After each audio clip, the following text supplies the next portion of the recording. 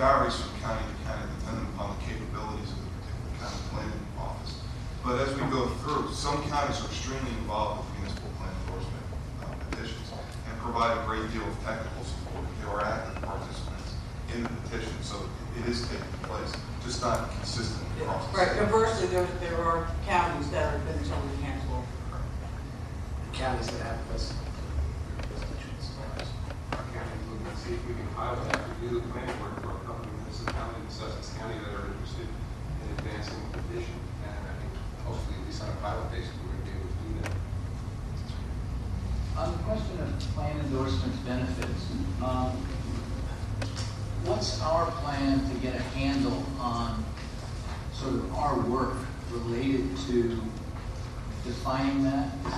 Would this be part of this legislative review? Sure. Pat, when we started out on this process about a year ago, when we started down this road, one of the first things we did was try to collect an existing laundry list of benefits that we could tie to the plan endorsement. We also went out and asked each participating state agency, department, and independent authority who had some type of benefit to give to tie whatever they could to plan endorsement. The list that you have here is a result of that effort. Well, and John is correct. When we came back with the list, my initial feeling is that it was short on what we should be able to present to a municipality that's done good, comprehensive planning to the level that these guidelines require. What we hope is that through building the credibility of the process, as we put it into practice, and we demonstrate the results that we're going to be able to get with the towns that work with us, we are then going to have the credibility to go out and go back for another ask, and go back and add to this list, because we will have proven that the work that we do not only furthers good planning, but also furthers the agenda of each of these individual departments or agencies by marrying regulation, planning, and that advanced look, so that we get them further along the line of what their mission is, and therefore we're deserving of getting the benefits for the municipalities that have done this good work. Conversely, by looking towards the results, some of this has to be that we create a path where the results that we want are the ones that are going to happen on the ground, and we discourage the results that we don't want. Conversely, because the benefits won't be there for the results that we don't want. So Ben, is that a report on that goes into some detail on, for example, the scoring of competitive applications for funding?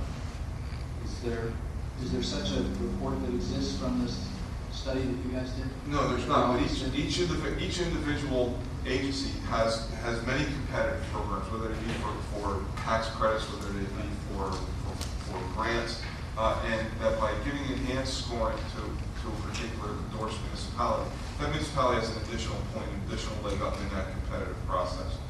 We hope to add as many things as we can. That's only one nation. There may be funding available solely to plan endorsed communities. There may be access to departments solely for plan endorsed communities. My question is that an organized process yet of beginning to influence that? Yes, it is. We've been concentrating now. Once we put together the list, we've then concentrated on putting the guidelines together, and then we'll turn our attention back again. Once we have a body of work, we'll turn our attention back to building that list of benefits to be great. This process, just so you know, has been less than fun. But hopefully we're at the end of this phase of the process. So next, we're going from the creation To the fun part. to the tuning. Yeah. So Great. I joined at the right time. you sure did. We're working. You don't know how that just came one meeting too soon. I said I'll get to that. Mr. Chairman, Yes. I think it's important that someone mentioned it before, that this pre-petition process, the meeting early on, so everybody knows what's expected of them, is going to start to impose a lot of things on Office of Smart Management and the whole planning process. And I think the administration needs to recognize as this starts to build, they're going to need more staff. And I think we need to send that message. I think that's a great message, and one that we'll be speaking about very shortly, because I think Ben and everyone in their office, everyone in the office, and I can't say enough about them. You know, we're working them way too hard. They need some help. So,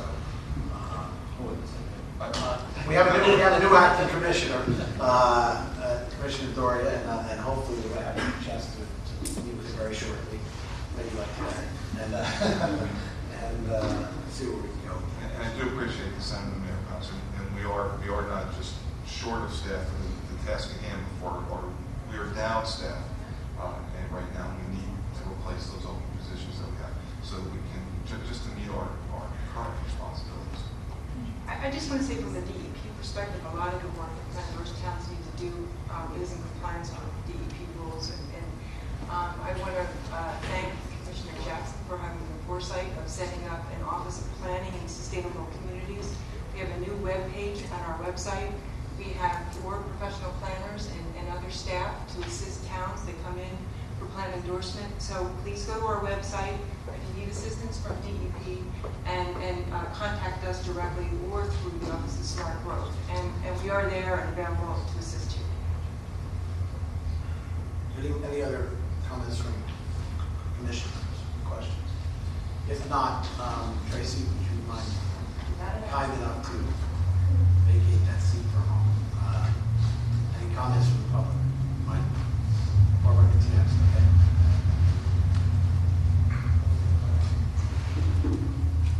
Good morning, I will be brief.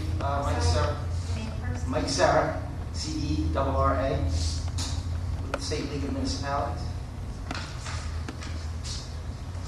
I'll keep my comments brief because I think some of the concerns and points that I've raised or want to raise have been raised already. My comments are done or are made in the wake of reading this past weekend that the governor has directed cabinet members to take a second look at their budgets with the anticipation of cuts of up to $9 billion, which is, by my math, almost a third of the state budget. So when there's talk of the benefits coming to the communities, I realize that, as is stated in the guidelines, there are no guarantees to the towns that are entering into the process, which makes it somewhat ironic to us that we are being asked, we as a local government, before entering this process, before entering the library at OSG, to spend over 6 figures in addition in requirements for processes that really should be worked out during this process. And I'm torn here because with that concern, I also recognize that there are towns that are ready to enter this process and they shouldn't have to wait any longer. And for the record, and no one on this commission has been asked to oppose these regulations by the league. In fact, we encourage you to go forth, even though we've raised serious concerns with it. And I don't want to stop these guidelines with these regulations today.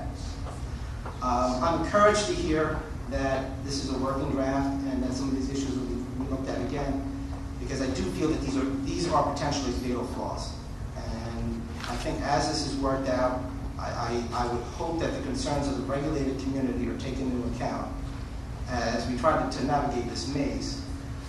These are financial disincentives. I've said that for several months, and they're still there, and they are perhaps the largest impediment you're going to confront in the plan endorsement process. It may not be even immediate because the towns that are coming to you right now need to come to you. But as this evolves, it's going to emerge, and I would hope that the concerns of the regulated community are heard. Mr. Chairman, Mayor Emeritus, you raised a suggestion about a legislative subcommittee, and I think that's an excellent idea. The league will do anything we can to assist that. Might I suggest that the first order of business for the legislative subcommittee is to approach, since you said you also want to deal with regulations, the local finance board about capital for plan endorsement. And Great idea. Great idea. I'll leave my comments at that. I think John and the mayors have expressed the concerns we've had very well.